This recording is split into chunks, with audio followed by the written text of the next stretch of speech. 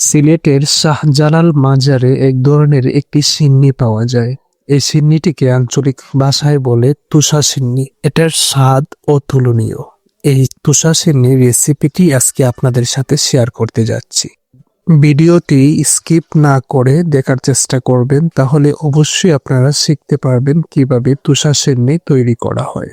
রেসিপিটি একদম সহজভাবে আমি আপনাদের সামনে উপস্থাপন করছি। প্রথমে 2 কাপ পরিমাণে পানি নেবেন, তারপর 2 কাপ পরিমাণে চিনি নেবেন। পানি এবং চিনির পরিমাণ সমান সমান হবে। তারপর কয়েক পিস লং, কয়েক পিস এলাচ, কয়েক পিস দারচিনি এবং তেজপাতা দিয়ে ভালো করে একটি জাল উঠিয়ে নেবেন। চিনিটি প্রপারলি গলে যেতে হবে, তার জন্য কয়েক মিনিট পর্যন্ত ভালো করে জাল উঠিয়ে নেবেন। ততক্ষণে এলাচ, লং এবং তেজপাতার যে ফ্লেভারটা ছিল সেটা পানিতে চলে আসবে। চিনিটিও একদম গলে যাবে।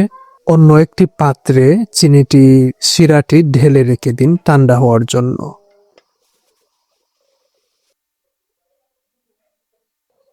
এখন অন্য একটি পাত্রে 2 কাপ পরিমাণে সয়াবিন তেল নিয়ে নেবেন। আমি এখানে 1.5 কাপ তেল দিয়েছি এবং 1/2 কাপ পরিমাণে ঘি দিয়েছি। আপনারা যদি ঘিটি না দেন তাহলে বরাবর 2 কাপ পরিমাণে তেল দেবেন, আর যদি ঘি দেন তাহলে হিসাব করে 2 কাপ পরিমাণে দিবেন। 1 কাপ ঘি এবং 1 কাপ তেলও দিতে পারেন, সমস্যা নেই।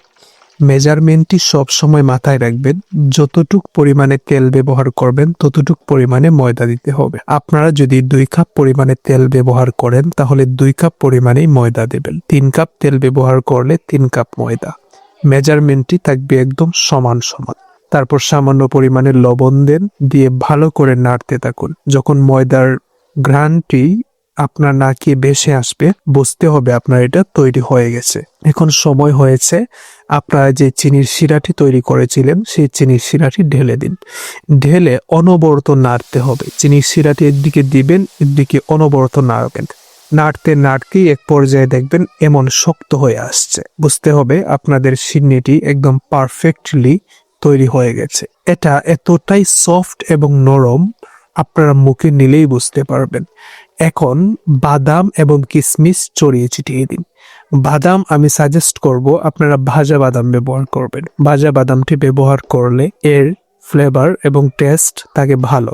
ভাজা বাদামটা যখন মুখে পড়ে এর মচমচা ফ্লেভারটা খুবই দারুণ লাগে খেতে। এবং কিশমিশ দিয়ে দিবেন। বাস, তৈরি হয়ে গেল আপনাদের তৈরি মজাদার হালুয়া। এই হালুয়াটি সিলেটের ঐতিহ্য। একবার যারা ট্রাই করেছে তারা বারবার খেয়েছে।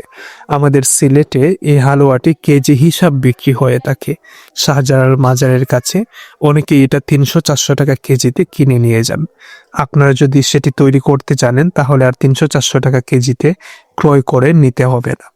ধন্যবাদ সবাইকে। ভিডিওটি শেয়ার করে টাইমলাইনে রেখে দিবেন। আসসালামু আলাইকুম ওয়া রাহমাতুল্লাহ।